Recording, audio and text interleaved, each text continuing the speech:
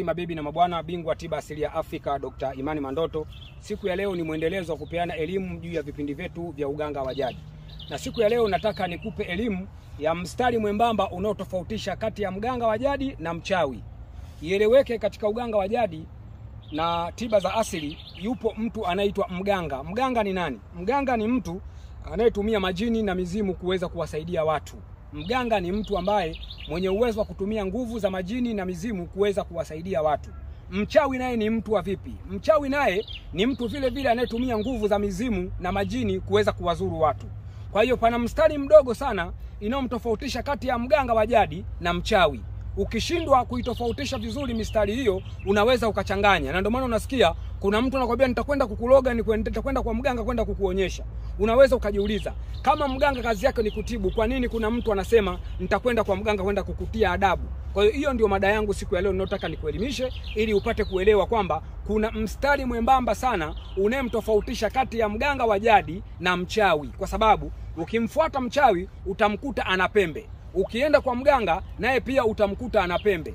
Ukienda kutoa uchawi kwa mchawi utakuta ana tunguri. Ukienda kwa mganga naye utamkuta ana tunguri. Sasa namna hiyo unaweza ukajiuliza, ukimuona mchawi unaweza ukamkuta amevaa kaniki, ukimuona mganga naye unakuta amevaa kaniki. Kwa hiyo unaweza kukuchanganya ukaona concept ya mganga na mchawi imekakaaje. Na ndio maana mimi Dr. Imani Mandoto, kwa sababu ni bingwa tiba asilia, mbobezi katika mambo ya uganga wa jadi, nikaona niliweke hili sawa. Kwanza ieleweke katika nguvu za mizimu. Kama nilivyoshakutoa elimu kwamba mizimu ni mababu waliokuwa wameishi huko kale ambao walikuwa wana karama. Kwa hiyo ieleweke wapo mababu walioishi ambao nao walikuwa na karama ambao ya uchawi. Ieleweke katika vifungu vya karama pia uchawi ni aina ya karama. Kwa sababu ieleweke katika miaka minyuma huko, ya miaka yetu ya nyuma ya wazee wetu walioishi, uchawi ulitumika kama aina ya silaha ya kuweza kujilinda, kujikinga dhidi ya maadui. Wale watu wageni waliokuwa wanaingia katika kaya fulani au katika himaya fulani, watu waliwakabili kwa kuwatupia uchawi. Kwa hiyo uchawi ieleweke katika concept ya uchawi katika vipaji na karama imesimama kama silaha.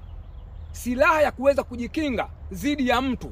Kwa hiyo mtu yoyote atakayemvamia mtu, kama mwizi akiingia kwenye shamba lake, mchawi akifanya kitu cha kumzuru yule mwizi, ina maana amemfanyia uchawi. Kwa hiyo nataka kwanza uelewe hapo kwamba kuna tofauti kati ya uchawi ambao pia uchawi umegawanyika katika vipengele vyake. Upo uchawi mweupe na upo uchawi mweusi. Na ndio maana sisi pia katika waganga wa jadi katika vipengele vyetu vya karama kuna aina ya uchawi mweupe ambao tunaoweza kuutumia. Na ndio maana hata akija mtu, kwa mfano kwangu mimi Dr. Imani Mandoto, atakaponiambia dokta, kuna mtu ananisumbua katika biashara zangu, nataka huyu mtu umwepushe awe mbali na mimi. Mimi Dr. Mandoto nitakachokifanya ni kutumia uchawi mweupe kuweza kumkabili huyu mtu kama adui, ili yule mtu alionifuata mimi aweze kuwa salama katika biashara yake. Kwa hiyo nilitaka nikueleweshe kwamba upo uchawi mweupe ambao unaokubalika katika uganga wa jadi. Ieleweke, nazungumzia uganga wa jadi, ndio hapo nazungumzia. Lakini upo uchawi mweusi ambao hata sisi wenyewe waganga tunaupinga na tunapambana nao. Kwa hiyo ieleweke, unapoelewa mtu mchawi, maana yake tunamaanisha anatumia uchawi mweusi, anazuru watu wengine, anawaroga watu wengine, anaua watu wengine, anawafunga watu wengine. Na hapo ndio concept ya uchawi inapojitofautisha na uganga. Lakini mganga ni mtu ambaye sasa anakuja anawafungua watu wengine, anawaopoa uchawi watu wengine, anawasaidia watu wengine. Na ndio niliposimamia mimi Dr. Imani Mandoto. Na ieleweke kwamba mganga yoyote uchawi anaujua. Mganga ambaye amekizi vilinge sawa vya uganga kama mimi Dr. Imani Mandoto, ni lazima uwe ni gwiji wa kutambua uchawi ni nini. Kwa sababu kama uwezi kutambua uchawi, ina maana hauna uwezo wa kuweza kuutibu. Ni lazima uweze kujua uchawi huu ni wa aina gani. Na ndio maana mimi nitakaposhika tunguli ya uchawi, naweza kuitambua tungulini ya uchawi wa aina gani, ni uchawi wa kabila gani, na unaweza kumzuru mtu tatizo gani.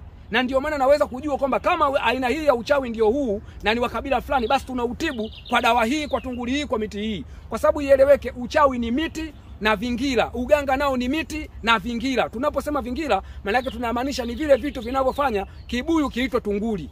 Hivyo ndio tunamaanisha vingira. Vingira ni aina ya vitu vinavyopatikana kwenye miti, kwenye wanyama, kwenye milima, kwenye mabonde, chini ya maji, kwenye samaki. Ni aina ya vingira vinavyokusanywa kulingana na aina ya uganga mtu aliyokuwa nao. Kwa hiyo mimi Dr. Imani Mandoto nilitaka nikufafanulie leo ili upate kuelewa. Kuna mstari mwembamba sana unaotofautisha kati ya mganga wa kienyeji na mchawi. Uganga wa jadi na uchawi. Kama nilivyosema, mchawi anatumia mizimu. Na ndio maana sikia mchawi anapaa. Anapaaje? Hapai yeye, anatumia mizimu ya asili ya babu zake ambao walikuwa na karama hiyo ya kupaa. yeye anaitumia kwenda kuwazuru watu. Unanielewa? Kwa sababu yule mwenye karama ile alikuwa ni mtu kazi yake ni kuzuru watu. Kwa sababu ieleweka kwamba uchawi unatumika kama kwa sasa hivi, naweza nikaifanisha kama na bunduki. Uchawi ni kama aina ya bunduki kwa sasa hivi. Unaweza mhalifu akishika jambazi inakuwa ni kitu kibaya, lakini ile akishika mtu mlinzi anaweza kulinda dhidi ya watu wabaya. Kwa hiyo ieleweka kwamba uchawi katika karama unatafsiriwa kama vile ni silaha ya kujilinda. Ubaya zaidi, silaha ile anapokuwa anayo mchawi, sasa anaitumia kwa chuki zake binafsi, kwa kuwazuru na kuwafanyia mabaya watu wasio na hatia. Na hiyo ndio inakuwa tofauti kati ya uchawi mweusi na uchawi mweupe. Uchawi mweupe ninapozungumza ili uelewe vizuri, ni kama vile askari anapokuwa na silaha anaweza kutumia kuwalinda raia dhidi ya watu wabaya.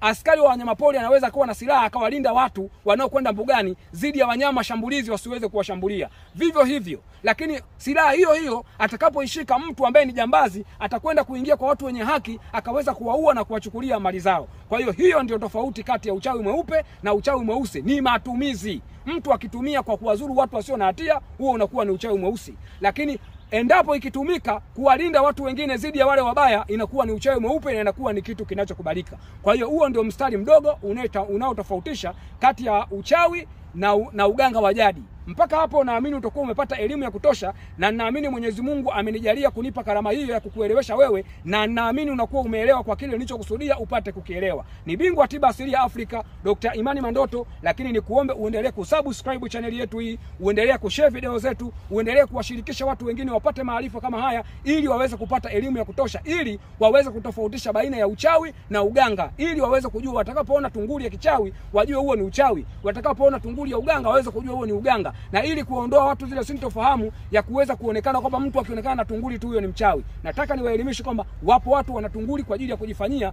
mambo yao yaweze kwenda vizuri na kujikinga na kuwakinga watoto wao dhidi ya watu wengine wabaya. Bingwa tiba asilia Afrika Mashariki, kama una jambo lote linalokusumbua kwenye biashara, kwenye kazi, kwenye mahusiano, kwenye mapenzi, labda unalima mazao hupati, unafanya biashara hupati wateja, kila siku wewe ni mwanamke unaolewa unaachwa, unaolewa unaachwa, usizani ni nini, ni namna ya watu wanavyoweza kukufanyia vitu vibaya. Nione mimi Dr. Imani Mandoto niweze kukusaidia. Nipigie kwa namba yangu ya simu ya 0655942428. Namba yangu nyingine ni 0763381885. Mpaka hapo nimefikia mwisho. Asante kwa kunisikiliza na kunitazama.